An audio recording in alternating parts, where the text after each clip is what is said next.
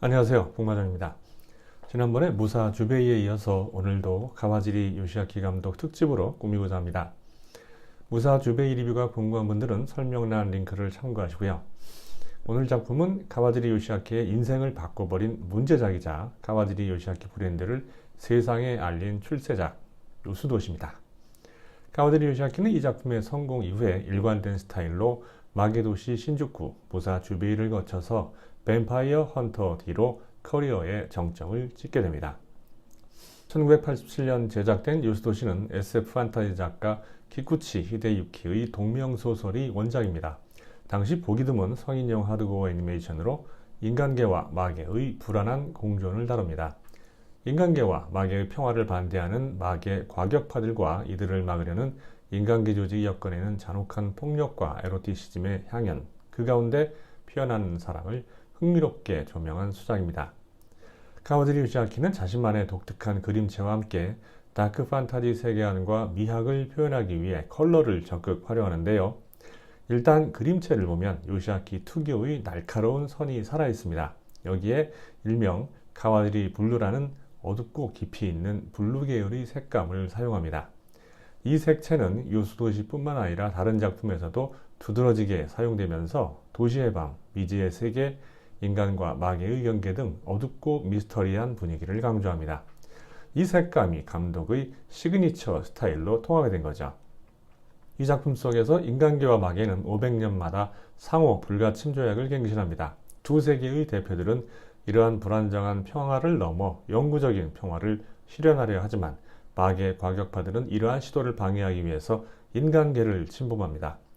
주인공 타키 렌저브로는 표면적으로는 중소기업 영업사원이지만 실제로는 인간계에서 마계 침입자들을 처리하는 야미가 됩니다. 타키는 평소 적극적으로 구애를 하던 카나코의 집에서 정사를 벌인 후 갑자기 거미요괴로 변신한 그녀의 공격을 받습니다. 거미요괴는 원하는 것을 얻었다며 사라지는데 이 말에는 사실 굉장히 중요한 의미가 담겨 있죠. 다음날 타키는 대마도사 주세페 마이아드를 경호하기 위해서 공항으로 향합니다. 타키는 활주로에서 마계인이 분명한 두 남자와 격투를 벌이던 중 위기에 빠집니다. 이때 마계의 야미가드인 마키에가 두 남자를 가볍게 처리한 후 실력이 별로라며 타키를 공박하죠. 마이아드가 탄 비행기는 착륙하던 도중에 폭발합니다. 하지만 마이아드는 이런 상황을 예상하고 미리 도착해 있었죠. 마이아드는 외모로는 대마도사처럼 보이지 않습니다. 하는 행동으로 보면 드래곤볼의 무천도사에 가깝죠. 하지만 이런 가벼운 모습은 그의 참모습이 아니었습니다. 세 사람이 머물던 호텔에 마키에의 전 남자친구였던 진이 쳐들어옵니다. 살벌한 전투 끝에 마키에가 위기에 빠지지만 타키가 권총으로 진을 제거합니다. 그 와중에 마이아드는 시내에서 여자 요수의 체내에 흡수돼서 정신을 잃고 맙니다.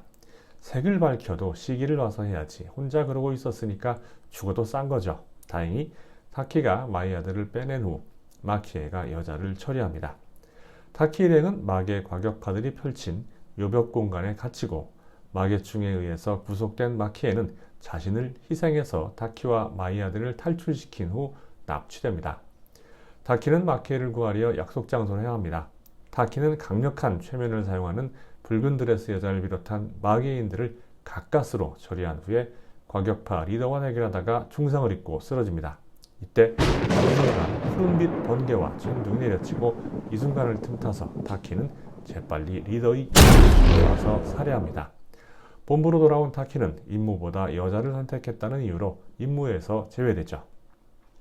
죽은 줄 알았던 과격파 리더는 부활합니다. 리더의 앞에 나타난 거미요괴는 타키의 체액 분석 결과 마계와 인간의 혼혈을 낳을 수 있는 유전자 보유자라고 보고합니다. 이야기 초반에 거미요괴가 타키에게 원하는 것을 얻었다고 말한 의미가 드러난 셈이죠. 타키 일행이 탄 차는 터널 통과 중에 거미요괴가 친 거미줄에 걸려서 전복됩니다. 타키와 마키에가 거미줄에 사로잡힌 채 난도질을 당하는 중에 다시 한번 푸른 번개가 거미요괴를 직격해서 먼지로 만들어버립니다.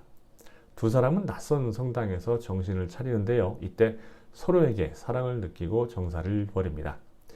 이때 나타난 마이아드는 두 사람이 자신을 경호한 게 아니라 자신이 두 사람을 경호했다고 진상을 밝힙니다. 타키와 마키에는 마개인과 인간 사이에서 혼혈을 낳을 수 있는 이들 중 1호 커플로 선택되었던 것이죠. 이때 과격파리더가 나타나 그들을 공격하지만 갑자기 마키에가 전혀 없던 강력한 위력을 발휘하면서 리더를 산산조각냅니다. 마이아다는 그 모습을 보고 마키에가 임신한 증거라며 기뻐합니다. 정사를 벌인 지 24시간이 되지도 않았는데 임신을 하다니 역시 마개인은 다르군요. 타키는 자신이 지켜야 할 것을 찾았다고 생각하고 마키에와 아이를 지키기 위해서 야미가드로서의 고독한 싸움을 계속해 나갑니다.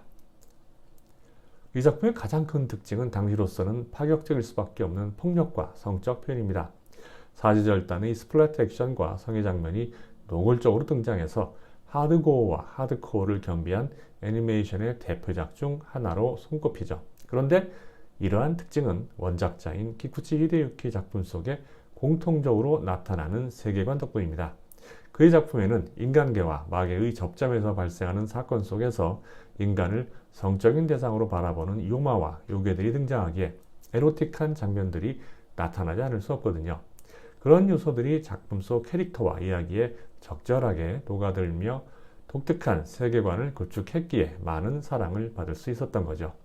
국내에서는 이런 걸 자신들의 도덕 기준에 맞지 않는다는 위선자들의 난리 때문에 요마로 후속작들은 성적인 장면들을 다 드러내고 출간해서 아주 이상한 책이 되고 말았습니다. 아니, 왜 지들이 뭔데 다른 사람이 읽는 책에 대한 도덕적 판단까지 대신하냐고요. 이 작품은 무엇보다 키쿠치 히데유키 특유의 독특한 세계관과 분위기를 완벽하게 시각화했다는 것을 장점으로 들 수 있습니다. 원작자인 키쿠치 히데유키가 이 작품을 보고 내가 생각하는 원작 이미지 그대로 나온 작품이라며 호평한 유일한 애니메이션 작품이라고 하죠. 반면에 단점으로는 다소 느슨한 구성과 스토리 전개를 들 수 있습니다. 시각적 표현과 분위기에 많은 공을 들인 반면 이야기 흐름이나 캐릭터의 발전에는 상대적으로 신경을 덜 쓴 듯한 모습이거든요. 결말도 다소 갑작스럽고 허무하게 느껴질 수도 있습니다. 요스도시는 일본 애니메이션 역사에서 다크 판타지의 걸작으로 중요한 위치를 차지합니다. 애니가 청소년층 이하뿐만 아니라 성인 콘텐츠로도 잠재력이 있음을 확실하게 증명했죠. 이후에 나온 카와드리 요시아키의 작품들은 그러한 확신 속에서 제작되면서 흥행에 성공할 수 있었습니다. 그런데 요스도시는 상상 속에서만 있는 줄 알았는데 요새 우리나라 기득권들 하는 꼬라지 보니까 우리나라가 바로 요스도시 그 자체라는 생각이 듭니다. 인두급을 쓴 요마들과 그 요마들에 기생하는 기생충들이 우리의 일상과 나라를 갉아먹는 중이니까요. 그 요마에 흘려서 나라를 팔아먹어도 다시 찍어주겠다는 좀비들도 문제고요. 그저 어이없고 황망할 따름입니다. 이 요스도시가 다시 정상적인 도시가 되기를 간절히 바라면서 요스도시에 대한 북마존 평점은 8.4점입니다.